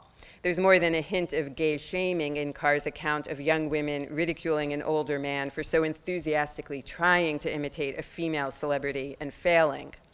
As a novelist, James prided himself on his self-consciousness and keen observation, famously counseling novice writers to try to be people on whom nothing is lost. How embarrassing, Carr implies, for the master to get caught in the act of forgetting the difference between his plump body and the divine Sarah's slim one. Try as he might, Henry could not be Sarah, although his botched imitation did achieve the highly theatrical goal of drawing attention to himself. James was no ordinary imitator, and his attempt to copy a celebrity failed in part because he ambitiously tried to reproduce an extraordinarily demanding piece of stage business. Most people who imitate celebrities content themselves with repeating catchphrases, buying products, or adopting looks associated with their favorite stars. The consumer revolution of the 18th century had made it easier to copy the clothes that celebrated actors wear, while the 19th century commercialization of cheap lithographs and small format photographs, often featuring renowned figures of the day, made it much easier to imitate celebrities. Industrial modernity also brought with it an increased sense that bodies could and should be transformed for the better through what historian Michael Anton Budd has called the drive to sculpt the physical self. By the 1880s, journalists were reporting that Sarah Bernhardt's smallest gestures were noted, copied, exaggerated by a multitude of idolatrous women. That's a quote from an article. What were Bernhardt's celebrity imitators trying to achieve? The mostly male authors who published their observations of Bernhardt's mostly female imitators saw those women as seeking to emulate Bernhardt's eccentricity, originality, defiance, and will, as well as the seductiveness and emotional intensity that characterized her signature roles. Many who aspired to imitate the star contented themselves with purchasing products associated with her. Although the celebrity endorsement business has developed exponentially in the last several decades, the practice of using celebrities to advertise goods has existed for at least 200 years. Carriage manufacturers named Phaetons and Surreys after Sarah Bernhardt because she represented energy and speed, while an exhibitor of a Bernhardt pelargonium, a flower, saw woman and flower as sharing a vivid elegance. And in most of these cases, these endorsements were happening without the star's permission, and there wasn't really a legal framework for stars to protest, but there were also arrangements that stars made to endorse products, and you'll see an example of one later in the talk. In the 19th century, many copied how the clothes that stars wore on stage and in the studio photographs displayed for sale in shop windows on almost every city street. Like modern celebrity, modern fashion involved creating patterns, types, and models, and distributing them to ever-growing numbers of people over increasingly large distances and at an increasingly fast pace. Theater and fashion had especially close connections in the 19th and early 20th centuries. As theater historian Marlis Schweitzer has shown, many women went to the theater primarily to observe and replicate the latest styles.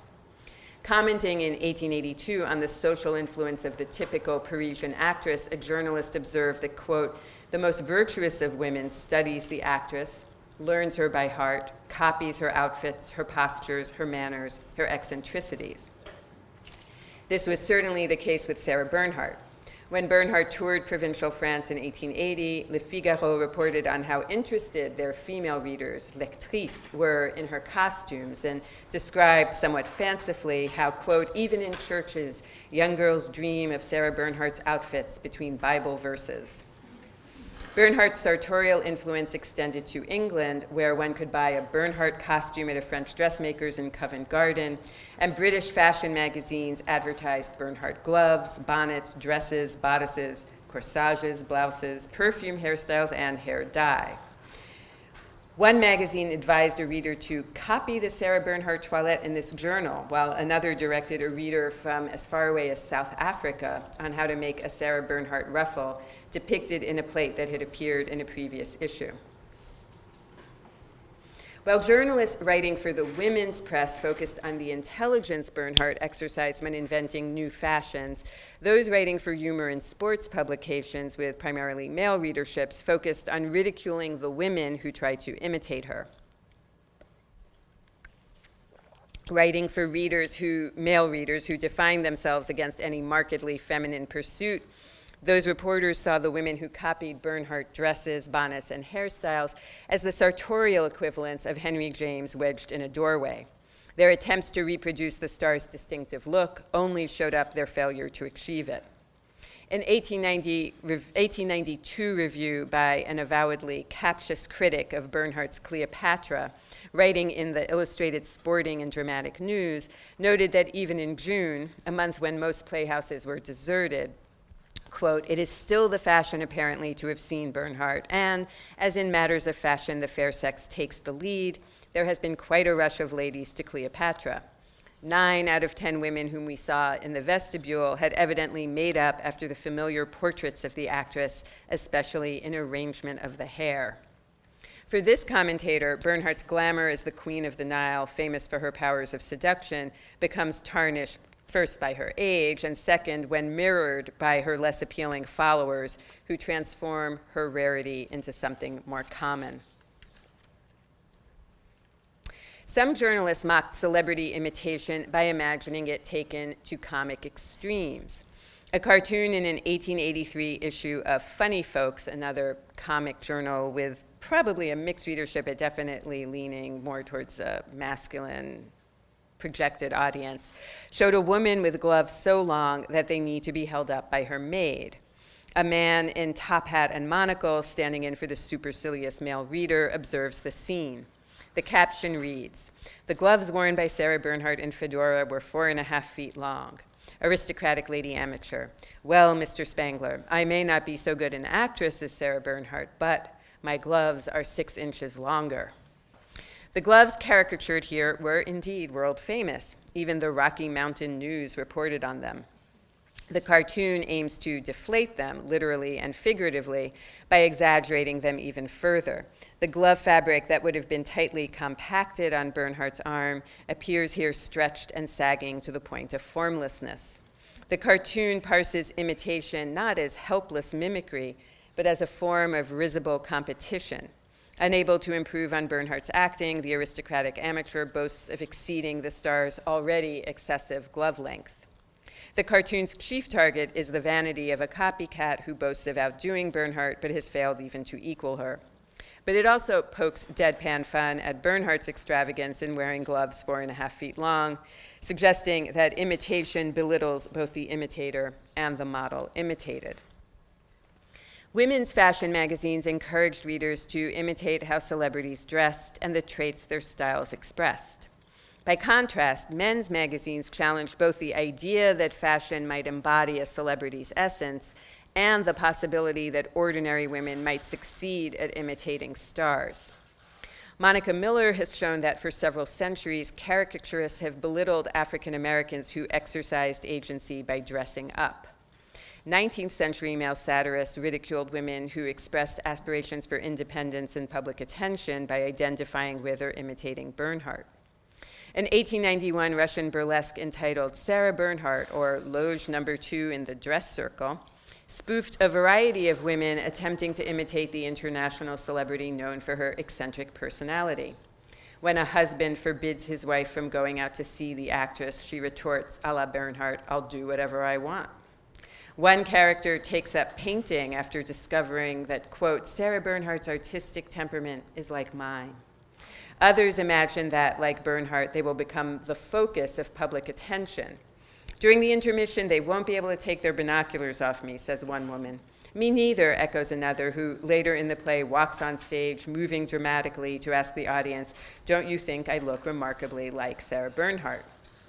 Not only is the answer no, the very question exposes how little her self-knowledge matches her self-regard.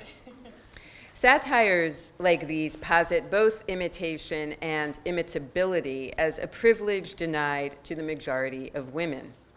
From one vantage point, designed to correct unseemly self-regard and excessive accumulations of status, a long-standing function of all kinds of humor. From another, however, they seem intent on mocking anyone who dares to rise above her appointed station. As commoners who had risen in the ranks, most celebrities became, but that was the case for most celebrities in the 19th century, celebrities became ideals for those aspiring upward and targets for those who wanted to limit social mobility. Though the group that most parodists poked fun at for getting above themselves by imitating Bernhardt was white women, a small but significant number presented celebrity imitation as a racial privilege confined to white people. In a catch-22 typical of racism's double binds, cartoonists depicted members of non-white groups as abject, whether they succeeded in imitating white celebrities or failed. Consider this 1881 advertisement for La Diaphane, a rice powder endorsed by Bernhardt, in this case, officially endorsed by her.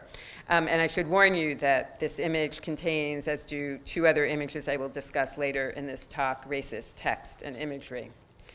Designed to take up an entire page, this busy image consists of 4 corner panels that, from top left to bottom right, purport to tell the story, first of Bernhardt's departure from France when she did a tour of the United States, then next in upper right, her arrival in New York's harbor, which was widely reported on because Customs was very impressed with how many trunks of clothes she bought, and there was a very heated debate about whether they were work tools or needed to be taxed as imports.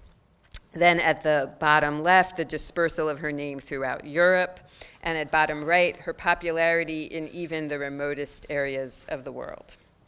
The image associates the celebrity with the product advertised, a powder, in 2 metonymic ways. It suggests that the powder has actually touched the star's skin, and it offers at bottom center a facsimile of Bernhardt's practically illegible handwriting. Since we cannot actually read this testimonial to the powder's wonders, its main purpose is to make us feel closer to the star's body by offering an image of writing purportedly produced by her own hand. It actually, I've seen letters of Bernhardt's, and it does look like her handwriting, and her illegible handwriting was a stroke of genius because people would send her a telegram saying, "Can I come see you tomorrow at 2 p.m.?" And she'd send back a completely illegible response. And so they showed up and she wasn't there. Well, she had never turned them down. So the ad also presents the celebrity and the good for sale as metaphors for each other. La Diaphane refers both to the powder, it's a brand name, and to Bernhardt herself. Both are, at least at this stage in Bernhardt's life, delicate and filmy. Both move quickly. The caption to the panel at the bottom left explains that Bernhardt's fame moved through Europe like a train of powder. Of course, they mean gunpowder, but the play on words with the product advertised is deliberate.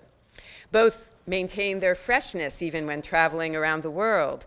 Both are aesthetic, aristocratic, and grand, as signified by various emblems, including the circular medallion at the bottom of the frame in the center, which contains the quasi-aristocratic motto that Bernhardt devised for herself, quand même, which means in spite of everything. Or it could sort of be translated, nevertheless, she persisted. And many actors, I have found, devised these emblems for themselves. Henry Irving did, Mrs. Leslie Carter in the United States did. It wasn't unique to Bernhardt to do this. Perhaps most importantly, but also most ambiguously, both the powder and the performer are white. Celebrity endorsements typically invite, even demand, identification and imitation. Thousands of ads like this one have suggested that by purchasing products associated with stars, consumers can become more like them. It is therefore striking that 2 of the vignettes in this ad block the imitative impulse. At top left, the image of a grotesquely magnified Bernhardt with an equally huge powder box invites the viewer to perceive the reputation of the product's celebrity endorser as unjustifiably inflated. This is the visual grammar of caricature, not of idealization. And at bottom right, in a vignette whose caption suggests that though many are called to imitate Bernhardt, not all succeed in doing so, we see 2 female figures with faces shaded so darkly that we can barely see their features. The caption reads in translation, and the French is attempting to emulate something that it seems to think is Creole or Pidgin. In America, the enthusiasm is general. What you doing there? Me put on Sarah Bernhardt powder. Me no longer want to be poorly whitened. The use of the present tense suggests that one of the figures is meant to be represented in the act of applying the powder, but both figures' faces are so darkly shaded that it is difficult to discern their features, which encourages the viewer to doubt the powder's effectiveness as a whitening agent. The caption suggests that imitation of Bernhardt has become so general, the enthusiasm is so general, so common, that it has spread to those whom the cartoonist considers the lowest members of society. To be sure, the image also gestures towards the exotic allure often attributed to both Bernhardt and to African American women in the 19th century. But image and caption both find ways to establish the black figure's subordinate position in a racial hierarchy. By presenting one of the black figures as wanting to correct her poorly whitened, mal blanchi skin, the caption presents whiteness as both norm and ideal. by depicting one of the women in a gracelessly contorted pose that may be meant to suggest a poor attempt at imitating one of Bernhardt's famous onstage gestures, the image associates blackness with the savage and grotesque. Minstrel shows often did the same when claiming to imitate black movement in speech, and the contorted posture of the woman on the left closely resembles images of the famous Jump Jim Crow dance that white actors performed while wearing blackface, and performed around the world, so it would have been familiar to people in France. By presenting the two black female figures in dresses whose short sleeves and skirts expose their arms, ankles, and feet, the image associates them with an abject poverty, impossibly distant from the delicate, filmy beauty associated with the advertised rice powder. Compare their faces, poses, and garb. Let's go back to the idealized renderings of genteel white women at bottom left, whose elaborately tailored dresses have high necks and long skirts, and who appear surrounded by elements of modern urban infrastructures such as sandwich boards and streetlights. The fashionable white women occupy the same space as Bernhardt. At top right, they wait to see her disembark. At bottom left, they read an ad for one of her public appearances. By contrast, the black figures appear in an isolated, vaguely tropical setting far from the realms of fashionable urbanity. Their exposed dark forearms reverse the long white gloves Bernhardt wears in the ad's central image. They know Bernhardt only through the powder named after her, making the links between the celebrity and these imitators as flimsy as the powder's ability to whiten their dark skins. The bizarre self-contradiction of this advertisement replicates a tension within celebrity and consumer culture between egalitarianism, the promise that anyone can be a star or at least powder up like one, and exclusion. Some people can never rise above their appointed stations. The vignettes at top left and bottom right defy a fundamental principle of advertising to claim miraculous powers for their products and their endorsers. The top image undercuts the celebrity, the one of Bernhardt with the big head, undercuts the celebrity's grandeur by inflating it beyond credibility, while the bottom image mocks a consumer for believing that the advertised product might work. Tellingly, both vignettes also spoof the product itself by exaggerating the size of the round powder box that looms large at the top left and bottom corners. You can sort of see there the scale, anchoring the entire composition. Advertising touts glamour, but also risks cheapening it by expanding its purview to anyone who can afford a box of rice powder. Celebrity elevates stars by making them known to multitudes, but by definition, those multitudes will include society's least prestigious groups. The black women who inflate Bernhardt also debase her, and caricature seeks to put both imitator and imitated in their proper places.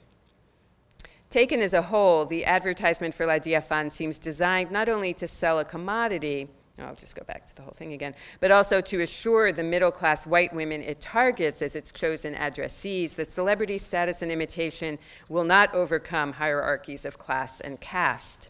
The sardonic image of the oversized Bernhardt implies that no matter how glamorous and successful she has become, she would never, as an illegitimate unmarried woman who worked for a living, possess the ease, grace, and respect enjoyed by women of leisure, firmly attached to husbands and fathers.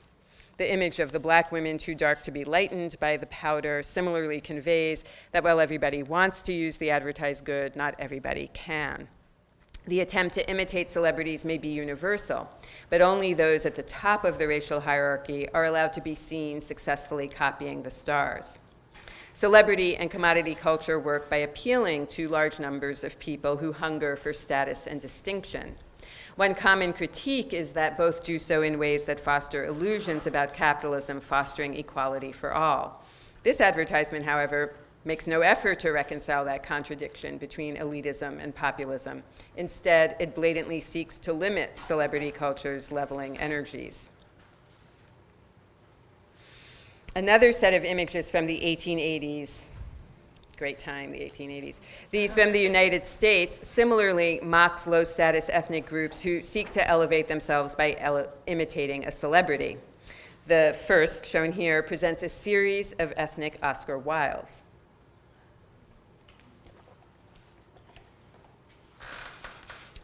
These images depend on a coarse racism that exaggerates features considered typical of each respective group.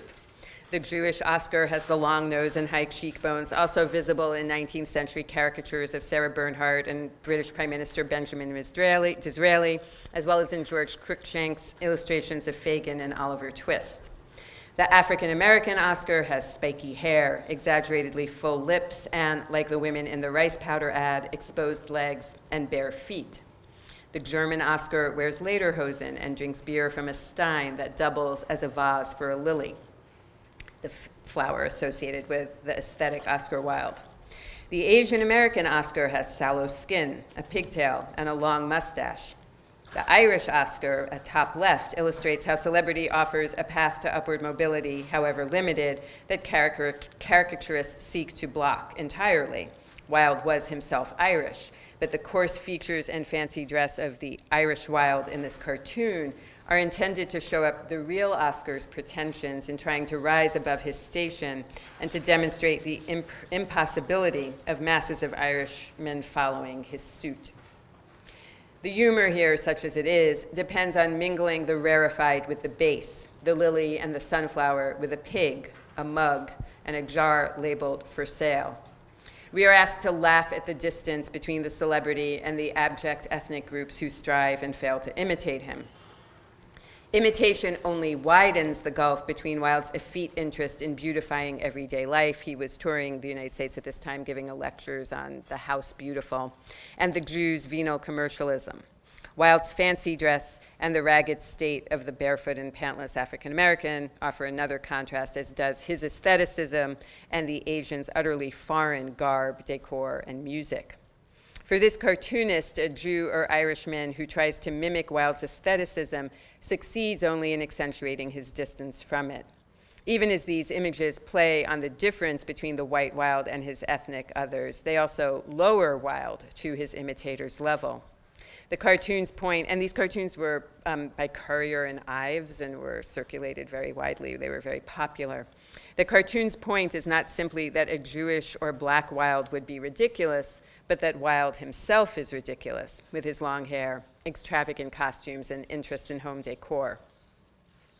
Cartoonists also leveled their ridicule at the possibility that imitating Wilde might be a way for ethnic and racial groups to claim a visibility at odds with the desire of dominant classes to keep them out of sight, quietly serving others for little or no pay.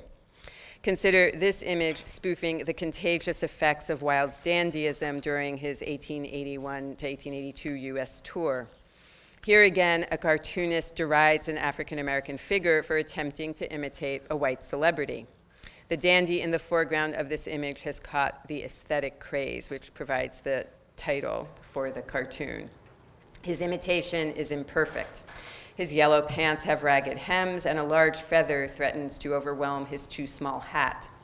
But his finery does differentiate him from the black women on either side of him who wear drab, worn clothing and whose bared arms, there they are again, signify their engagement in manual labor. The younger woman in the background wears an apron, which suggests that she works as a cook, while the older woman closer to the foreground is actively engaged in washing, a job that maintains the finery of those who can afford to keep their clothes as spotless as the white shirt visible in the laundry basket at bottom left. The cruel joke of the cartoon is that a figure who should know his place in a realm of harsh necessity has dared to make himself purely aesthetic by wearing delicate finery in a work yard and by putting a utilitarian laundry basin into a vase for an ornamental sunflower. Something just happened to the mic. I'm going to stand a little farther back. Making the dandy look so different from the women in the image marks his social transgression as individual, even idiosyncratic, unrepresentative of his race. I think that's one of the reasons there are two women rather than just one. The skeptical commentary attributed to the older female figure in the caption highlights the dandy's strangeness, in dialect itself marked as deviating from white speech and normal spelling. And I'll read it because you probably can't see it. It says, "What's the matter with the nigga? Why, Oscar, you's gone wild!" Exclamation point. That comment presents a black man daring to imitate a white celebrity as wild, engaged in an isolated and savage bid for freedom that inevitably fails. At the same time, the pun on wild and the fact that the young black man hating wild does effectively, if absurdly, differentiate the dandy from other black men.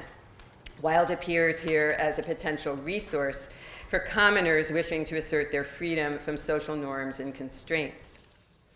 Although the cartoon reinforces the notion that copying celebrities is a racial privilege not available to African Americans, the adoring gaze of the young woman in the background provides this failed imitation of Wilde with at least one appreciative spectator. Her presence suggests that although Wilde and his imitators were usually perceived as defying normal masculinity, their fancy dress might have attracted women who both desired and identified with dandies. Even as the caption dismisses the African American Oscar's pretensions as a bemusing form of wildness in need of cure or quarantine, it suggests that Oscar Wilde and others like him could inspire ordinary members of the public to dissolve old social bonds and form new ones. While journalists and cartoonists used ridicule to discourage ordinary women from imitating female stars, and even advertisers set racial limits on who could emulate white celebrities, white 19th century audiences applauded and rewarded white men who imitated women and African Americans. Minstrel acts popular around the world well into the 1920s featured, and beyond, featured white performers in blackface makeup who pretended to dance, sing, speak, and dress like cartoonish distortions of black people. Scholar Eric Lott has called minstrelsy an affair of copies and originals, and noted the affinities between cartoonists and minstrel performers, both of whom exaggerated easily recognized traits and types. Not actual traits, but developed traits that could then circulate almost as memes. In some cases, minstrels were white people claiming to imitate black people imitating white people. The recurring character Zip Coon, for example, represented a black dandy whose pretensions to gentility inevitably ended in malapropism and mayhem. Many minstrel troupes also parodied high art performers such as opera singer Jenny Lind, tragedian Tommaso Salvini, and Sarah Bernhardt, who became the subject of several minstrel performances after her first tour of the United States in 1881. Minstrel performers in 19th century United States tended to do two kinds of female impersonation. In the first type of act, slender white men donned elegant fashions in order to impersonate female celebrities or coquettish, light-skinned African-American beauties with haughty and delicate manners. White male performers like the Only Leon, that was his name, capital O, capital L, the Only Leon, who impersonated Sarah Bernhardt throughout his career, did not always use blackface makeup in their refined depictions of elegant women in fancy dress. During the period when Oscar Wilde lectured across the United States, Leon also performed as Miss Patient Wilde, a lover of sunflowers and lilies, whose first name evoked the Gilbert and Sullivan operetta Patience, which included a character based on Wilde. In the second, more buffoonish type of act, known as a Wench Act, a white man blacked up and put on a coarse dress and headwear to impersonate a large and ungainly African-American woman whose dimensions and demeanor made any conventionally feminine behavior on her part seem absurd, particularly in the many skits that depicted such women, quote, awkwardly aping their betters. That's a quote from a review of a minstrel act in the 19th century. The Bernhardt minstrel acts popular in the early 1880s favored the second type of impersonation. They transformed Sarah Bernhardt into Sarah Hartburn and Sarah Barnyard, and converted the high tragedy of Camille, one of her signature roles, into the low farce of Camille, or so the play Camille was often billed as Camille, or the fate of a coquette. The minstrel act turned that into Camille, or the fate of a croquette. As this wordy playbill explains, and again, you probably can't read the fine print, so I'm not going to read all of it, but I'll read you parts of it. Sarah Barnyard transforms the flighty coquette who sacrifices all for love and dies of consumption on stage. This is the basis for the opera La Traviata, which is now the more familiar form of this story, into a croquette, a heavy piece of fried dough, quote, solid enough to depend on. Advertisements for a different parody entitled Sarah Hartburn plug the fashionable accessories coveted by Bernhardt fans. The promotion campaign when the act first opened in Philadelphia included a wagon that drove around town filled with trunks and boxes labeled heartburns, laces, gloves, etc. And that was riffing off the news items about all the trunks of costumes Bernhardt had brought to New York and had been stopped at by customs, and customs had tried to stop them from coming in the country. Minstrel spoofs of Bernhardt became international hits, frequently performed throughout the United States and in London throughout the 1880s. One Ohio newspaper described an 1887 performance of William Henry Rice's, quote, original creation of Sarah Hartburn as popular enough to have the theater turning people away at the door. And while there's a certain amount of exaggeration in that, it was making enough money that it remained in Rice's repertory for close to 30 years. I won't bore you with the economics of 19th century theater, but nobody kept producing a show that didn't make money for them. By 1896, com eel had morphed into clam eel. By 1911, Sarah Barnyard and Sarah Hartburn had merged, and the act's subtitle had evolved into The Fate of a Chicken Croquette. Minstrel troupes often timed their performances of these parodies to coincide with actual Bernhardt performances in the same cities. In June 1881, for example, Rice performed Sarah Hartburn in London's St. James's Hall at the same time that Bernhardt performed Camille in French, because she always performed exclusively in French, at London's Gaiety Theatre. A painstaking review of Sarah Hartburn ascribed its appeal to popular interest in comparing pseudo-black copies with white originals, and I'm going to read a fairly long quote. Numbers have seen, and this is a British review of this British performance of Sarah Hartburn. Numbers have seen the, quote, great white Sarah, as the Americans call her, and nothing could be more natural than to compare the great black Sarah with the original. Somewhat humorously, the critic then goes on to underscore the difference between the two versions. We are sorry we cannot pay Mr. Rice the compliment of calling his sketch a caricature of Mademoiselle Bernhardt. Save in a few peculiarities of manner, it is curiously unlike the original. Rather than a genuine imitation of Bernhardt, the reviewer continues, the minstrel is, quote, merely a grotesque artiste, a performer who stumbles about in a very awkward fashion and falls over his long skirts, which the original artiste manages with such cleverness. Theater goers hear a performer shout in a husky voice and mix up references to the topical absurdities of the day, when it is to her exquisite elocution and her silvery tones that Mademoiselle Bernhardt owes so much of her fascinating power. They see the burlesque representative drinking water out of a pail and telling the attendant who brings a chair to sling it round the other way.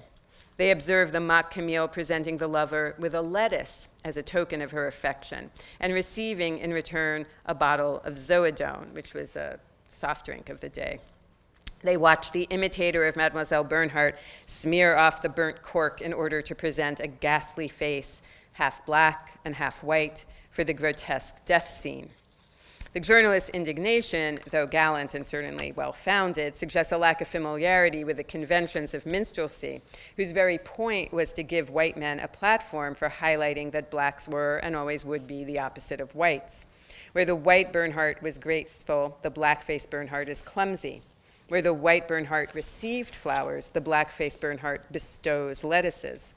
The white Bernhardt poetically recited, the black-faced Bernhardt huskily shouts. Bernhardt was well known for twirling and falling backwards in Camille's death scene in a very difficult to replicate spiral, even more difficult to replicate than her glide through the doorway. Rice, in taking on that part of her performance, chose to dive headfirst into a divan. Everything about the minstrel performance presumes and reinforces the gulf between prestigious whiteness and lowly blackness, including its gambit that the performer's status as a white man, revealed at the very end when he smears off half his makeup, can survive his impersonation of a black woman. Celebrities make themselves available for imitation, this is to conclude. Celebrities make themselves available for imitation by presenting themselves as distinctive types whose images and stories can be easily multiplied. The proliferation of consumer goods associated with celebrities might seem only to confirm what theories of celebrity culture have long taken as obvious, that stars are themselves commodities, objects to be bought and sold. It has also often seemed equally obvious that copying is merely a surface-to-surface phenomenon, and even worse, a submissive or automatic reflex that only confirms the imitator's secondary status. 19th century satirists would not have disagreed. Yet they also presented celebrity imitation as a privilege reserved for the higher orders, in which the satirists implicitly place themselves, since parody is itself a form of imitation.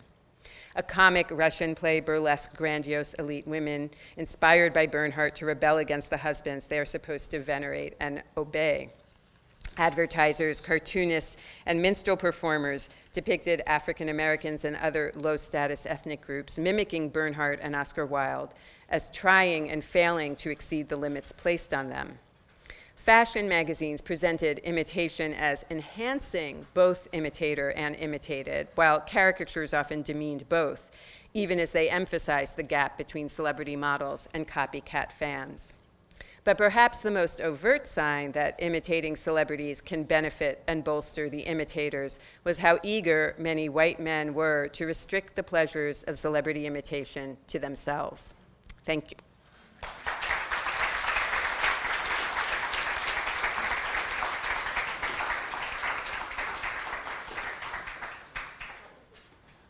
Oh, yeah, sure, I'd love it if you pick people. Yeah.